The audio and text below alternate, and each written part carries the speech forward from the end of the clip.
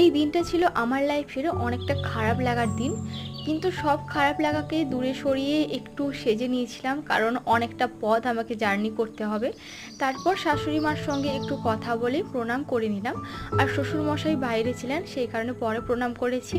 আর এই শ্বশুর বাড়ি থেকে বেরিয়ে পড়লাম।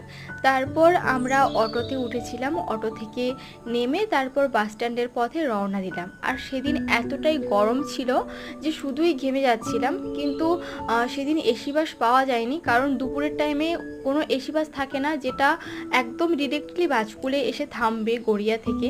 তো তারপর এই কারণে নন এসি এই বাসটাতেই আমি এসেছি। আর আমার বর ওই বাস স্ট্যান্ডে বসেছিল, তারপর আমাকে বাসে তুলে দিল। আর আমি লাইফে প্রথমবার আমার শ্বশুর বাড়ি থেকে আমার বাড়িতে আমি জার্নি করেছিলাম।